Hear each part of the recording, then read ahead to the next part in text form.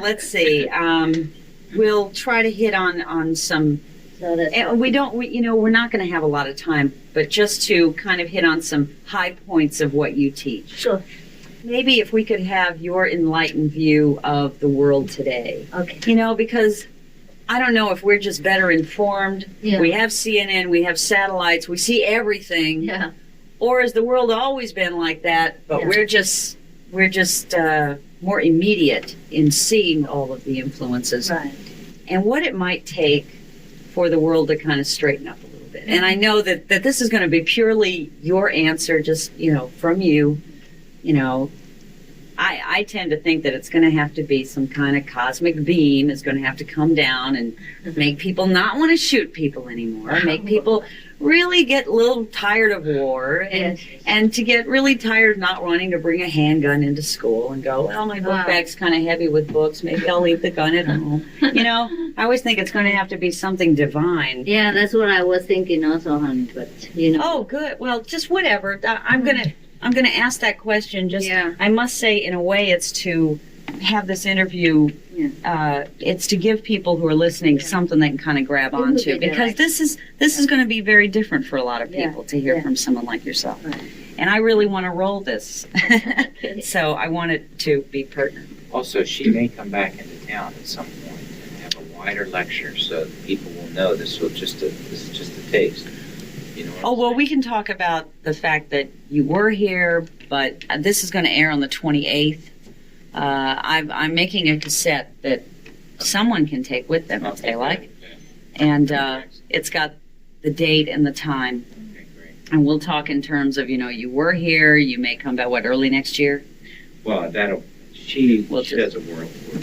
She hasn't planned it yet. Everything in the universe is right on schedule. We'll just wait. We'll just wait for it. So this will be the first time people will get a chance to hear her, get a feel. And we'll just see how this goes. We will go just under 15 minutes. Yeah. So we're really just going to have to hit the high points, and and if people are interested, we'll say that you do plan to come back and just something to think about. I would love to see how some of these are going to turn out. Every time, I'm always fooling with my hair. Anytime there's a flash, ching ching. Okay. Beautiful, don't worry. We will send you the tape if you want to have a look at yourself. You're beautiful today, no? Yes. Well, it's not a bad day. It's a good hair day. No, it's not a great. It's a decent hair day. Well, it's beautiful, really. Well, thank you. You're just knocking me out with all these You nice don't things. expect more than that, except when you do it, the other way. But when this ordinary hair, this is excellent. I'm going to see my boyfriend and I and say, Jane Fonda. He's going to go, She does, huh? what? She looks like Jane Fonda. Looks like a star. Yeah. Oh, God. Okay, so are we ready? Yeah. This will be fun. I've been looking forward to this. Okay. We like to go straight through and not stop. So we're just talking. This is just a conversation. Yes. We go just under 15 minutes, All right. and I have a cassette we're making. So if everybody's ready, Yes. here we go. My next guest this morning on Houston Focus is a recent World Peace Award recipient and spiritual master, Supreme Master, Ching Hai. She has been seen by hundreds of thousands as a living saint and known throughout the world. And we welcome you to the program this morning. Are we, as a people, as human beings on this globe, you travel everywhere, are we growing in a more spiritual direction, do you think? Yes, I do. Because in the recent decades, there are many great masters like Yogananda or Kirpa Singh, for example, or many other masters from different so-called spiritual schools. But in fact, they are teaching the same principle. Right. And many of the time, the same method of getting immediate enlightenment, which is what we need. So there are many paths, but we're all kind of going toward the same destination. Yeah, longer or shorter. Yes. Yeah, longer or shorter. Yes. There are more direct paths and more long-winded paths. Yeah. There is a difference, is there not, between religion and spirituality? Not entirely different. Not entirely. Well, I know they're the same. Yes. No, not. They're in the same. ballpark, aren't they? Religions are originally founded by those so-called masters. And what's left over today, what we call religion, is the theoretical part of their teaching. And what's missing is the practical part, you see. For example, like if Master Yogananda were alive, that you know of. I talk about Yogananda because you know of him. Yes, Other masters, maybe you don't know. So it's easier for me to tell you. For example, if he were alive, he would tell you all the teachings first, orally. But then he would impart to you something else. This is not by language. Yes? Yes. You get to know yourself immediately or quickly as possible. Yeah. Yes. And that part has to be imparted by a living master. You see? Sure. And that's what you do, right?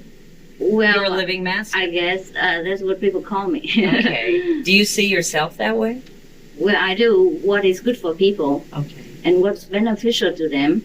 And they get direct results and immediate results. So I guess I'm doing the right job. Yeah. I think you may have been kind of chosen to do this. Perhaps so. Now, what is the Kuan Yin method? Is that meditation? Is that a whole kind of spiritual way of life? What is that exactly? Yes. Actually, it's not a method the way we could describe it in language, but because we have to say it's a method. Otherwise, people say, what do you give us? I know. But actually, when I sort of impart this to them, we don't use language. We just use from soul to soul speaking and no speaking at all. Yeah. And then people just get the enlightenment, and through which they know themselves. They get contact directly with God immediately. Yes, and no speaking, no method is prescribed whatsoever. But whatever I teach people, it's just orally imparted, just like, you have to be good to people, you have to not kill, be vegan, and you have to help people, and you have to fear God. These are theoretical parts. But the part that I truly impart, the true teaching, is non-oral.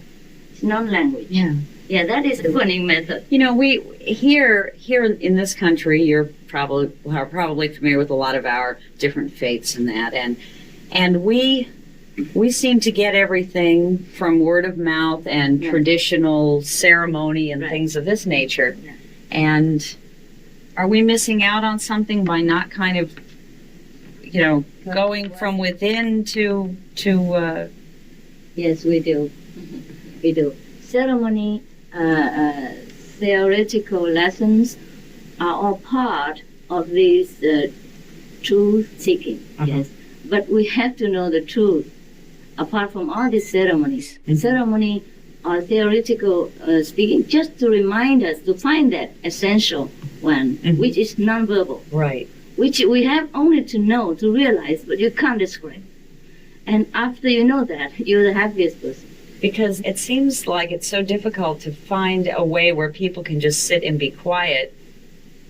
Someone always has to be talking to you or singing to you, or you better sing. Right. And it just seems like there should be a quieter way. Sure, that's the way of Kuan Yin.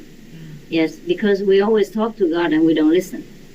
Boy, isn't that the truth? That's very true. We ask That is him many very things. true. We ask him too many things, and we never let him a chance to talk to us. So Kuan Yin method is a direct way to hear God and to know what He wants us to do or how He blesses us. Yeah. And that we know very, very clearly, day by day. Where did you get your enlightenment? In the Himalaya. Really? From But what you can age? get it right here. For years and years? I think that when I was 30-something. Oh, real? Oh, so you're... Maybe, I don't know if I should say this. Isn't that kind of late? Yeah. Or it is better late. than never. Well, that's... Some people are 50 and not yet get enlightenment. Very so true. Don't you dare. Very true. No, that's great. When I was reading the advanced material on you, I didn't expect... I don't know. I didn't expect someone to be so kind of open and frank and just kind of human? Oh, I'm very human. Do people many times, though, expect when they read, oh my gosh, a self-realized master, or, oh my gosh, I'm not going to be able to say anything, I'm not going to be able to joke, or, Well, you'd be surprised with us. Well, I don't know if I would now. Yes. Actually, you don't know the Zen point of view, the Buddhist Zen point of view, that say the enlightened mind is the ordinary mind.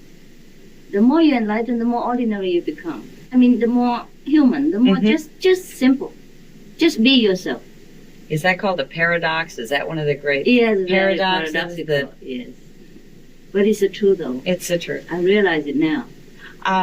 Well, I used to be more, how to say, holy or holy. Yeah, I was very holy. If you want me to be more holy, I could. I could No, show off a little bit. No, I think you're Not too long. you're doing wonderfully right now. Thank you. I'm afraid if you got too solemn, I would have to be the only one talking right now, and I don't want that. So I guess I can't be that anymore.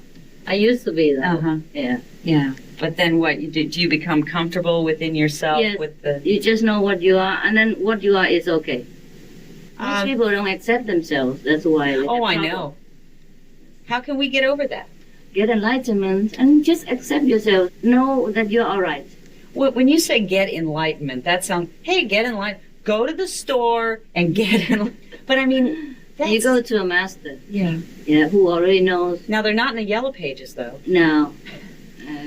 Maybe some of them, but well, we don't do it with the advertisement, and we don't charge people any penny before, between, and after. Yeah.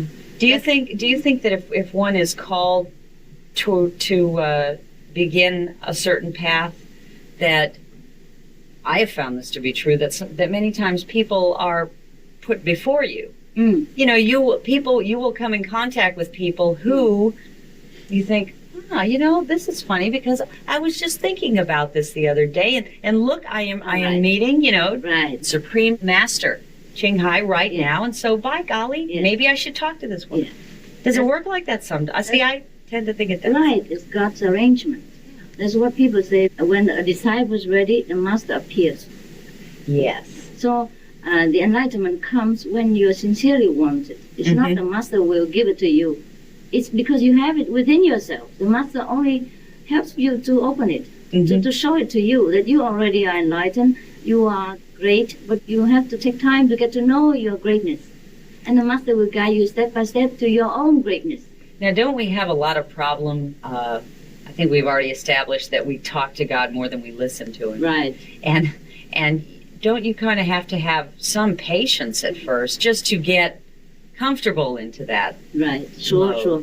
The newcomers, the new disciples, for example, we have to say disciples, otherwise people don't understand what we're talking about. Otherwise, there's no such thing as disciples and masters. We are all masters. We are all God's children. Yeah? But because someone realized it first, so they become masters. So they teach the new ones who have not realized it yet. It's like young children. Yeah? Then they become teachers later. Okay? So now, the newcomers are normally more talkative, more inquisitive, ask many questions, intellectualize a lot. But after some time, maybe some weeks or maybe some months, they settle down and they know. They know very well all this is nonsense. And they know deeply what they know, and that's it. Yeah. They just know what it is.